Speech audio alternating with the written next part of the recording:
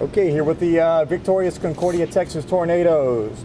Winners over Franklin, Indiana today, and the big story, Matthew Williams with a no-hitter. Matthew, we looked back in the record books. We couldn't find an individual no-hitter in the regionals as far back as 4 or 5 years ago. There was a no-hitter, combined no-hitter last year at a regional.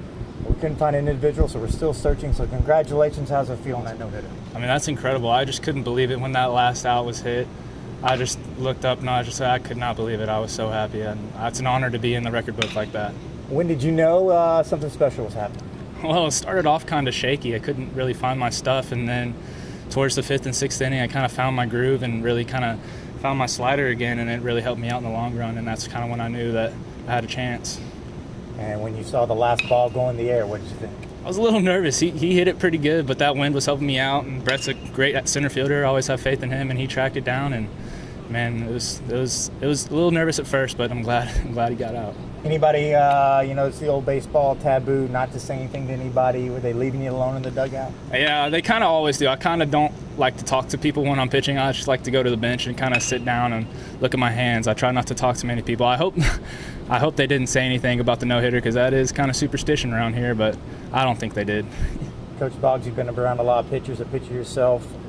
What's it like to have one of your own throw a no-hitter?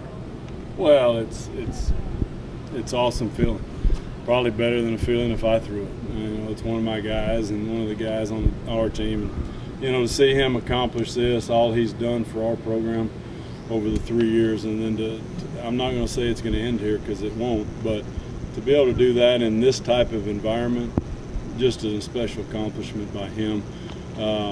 He was saying early in the game he was struggling. He really didn't have good stuff, and he'll admit that, and was struggling. And he finally got it about the 4th or 5th. And from then on, it was pretty much lights out. What do you think as a manager when you're seeing your pitcher in a tournament setting, throwing a really good ball game, and thinking about not only saving your own bullpen, but he's throwing a no-hitter? What goes through your mind as a manager? Well, there's a lot of ways from a team standpoint, and this is going to really sound funny, and I know Matt probably knows this, but the no-hitter was mentioned between pitching coach and myself without saying things. And he was getting up there in a pitch count too, over 100. It's almost like you want him to give up a hit so we can get somebody else in. We had the bullpen ready to kind of save his arm, because we don't want to hurt a kid's arm. We've never been that way. But at the same time, I don't know if he knew this. If a guy would have got on at the end, last 2 innings, he was out. It would have been a combined no-hitter. I mean, we had to, just because of pitch count. But at the end of the day, when Leaf caught that ball, I'm just so happy for him and his family. You're in the championship game. Your thoughts on going to regional championship? You've been there before, and your thoughts? Yeah, we've never been in this position. We've been to the regional championships before, but we've never been in that undefeated situation. So hopefully we handle it as a team, and we just got done talking about it. It's one more game. You got to go after that. You can't sit here and say, hey, let's go. It's going to be easy. Go win the first game, game to game. Cliche. But that's what we have to do tomorrow.